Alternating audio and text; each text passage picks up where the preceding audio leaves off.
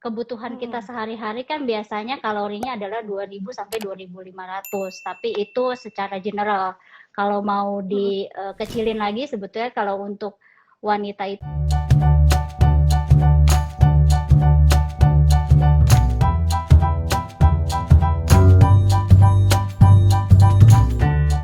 makanan, olahraga, istirahat yang cukup. Betul. Betul. Baik. Nah, sebenarnya dengan 3 itu apakah sudah cukup tanpa harus mengonsumsi vitamin, suplemen seperti yang sekarang banyak sekali dilanggar di mana-mana dipromokan. Ayo dong tambahan ini vitamin biar kamu makin ini, suplemen ini gitu. Supaya imunnya makin meningkat. Perlu nggak sih sebenarnya kita mengonsumsi itu, Dok? Sebetulnya vitamin itu semuanya dapat kita iniin sumbernya dari makanan sebetulnya, basically. Tapi kan kadang-kadang kita suka nggak tidak bisa memenuhi, mungkin aku anak kos atau adalah hambatan-hambatan tertentu yang mungkin tidak bisa aku dapat, akhirnya vitamin yang sehari-hari itu tidak terpenuhi. Otomatis terkadang kita memang menyarankan vitamin dari pembuluh darah atau dari infus atau bahkan dari suplemen. Nah, ada beberapa vitamin, contohnya vitamin D. 4 dari 5 pasien yang sudah kita teliti bahwa vitamin D itu terkadang kan itu sumbernya biasanya yang kita tahu dari matahari ya, Matahari. Nah, semua orang lagi kayak mau berjemur segala macam. Nah, ternyata penelitiannya adalah 4 dari 5 orang penduduk Indonesia itu terbukti bahwa penelitiannya tidak bisa menyerap vitamin D dari matahari.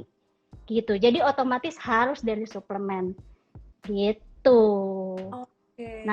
Jadi mau nggak mau ya harus minum suplemen untuk meningkatkan vitamin D, karena vitamin D itu juga bagus untuk sistem imun kita, gitu, untuk melawan virus-virus yang sekarang lagi ini kan COVID nih. Jadi vitamin D itu sangat penting, gitu. Nah, jadi ada beberapa memang vitamin yang bisa dari makanan, ada juga beberapa yang bisa kita dari lewat asupan suplemen, gitu. Baik. Nah, sekarang kita mau ke makanan kembali nih, Dok. Ya, tadi dokter katakan ada makanan yang mudah dibakar dan sebagainya. Sebenarnya asupannya bagaimana nih? Karena kan kita sekarang di rumah saja, gitu ya. Beda dengan kita dulu beraktivitas, ada yang kuliah, ada yang bekerja. Sekarang di rumah saja, gitu kan? Apakah juga asupannya, porsi makannya dan segala macam ini berbeda dengan ketika kita beraktivitas? Bagaimana nih, Dok? Sebetulnya basically sama ya. Apalagi kalau kita more or less sama ya. Kebutuhan kita sehari-hari kan biasanya kalorinya adalah 2000 sampai 2500, tapi itu secara general. Kalau mau dikecilin lagi sebetulnya kalau untuk wanita itu antara 1200 sampai 1500 dan pria itu 1500 sampai 1800 minimal. Nah, itu kalau kita sehari-hari dengan kegiatan yang biasa kita lakukan. Nah, tapi buat beberapa pasien yang kalau memang kegiatannya memang sudah banyak, otomatis kan aktivitas olahraganya itu kan aktivitas geraknya itu akan lebih banyak. Kalau di rumah itu kan otomatis kita banyak duduk, banyak nonton, banyak semuanya lewat WhatsApp, semuanya bisa lewat Gojek. Betul. Ya kan. Nah, otomatis kegiatan aktivitas tubuhnya itu jadi lebih turun. Kalau memang seperti itu, supaya berat badannya itu seimbang, otomatis kita intake sama outtake-nya itu juga harus diseimbangkan. Kalau memang lebih banyak duduk, ya otomatis masukannya juga jangan terlalu banyak, kayak 2000 sampai 2500, mungkin dikurangin sedikit gitu.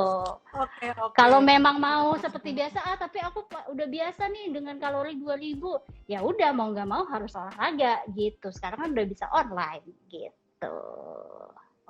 Jadi tetap harus diimbangin. Kita lihat-lihat aja kalau udah terlalu banyak asupannya, kalorinya berarti dibakar begitu ya. Iya, sekarang kan udah banyak tuh aplikasi-aplikasi yang bisa menghitung kalori tuh. Nah, itu kita bisa masukin tuh. Betul. Kalori ternyata mesti dihitung dulu tuh. Saya apaan sih kalori, ya udah yang penting nggak makan nasi cukup. Ternyata nggak juga ya, Dok. Iya, ternyata nggak semudah itu, Ferguson. Tidak semudah itu, Marimar ya. Tapi memang ada beberapa buah yang memang kalau untuk diet, aku ada larangannya. Buah apa aja sih yang tidak boleh dimakan gitu.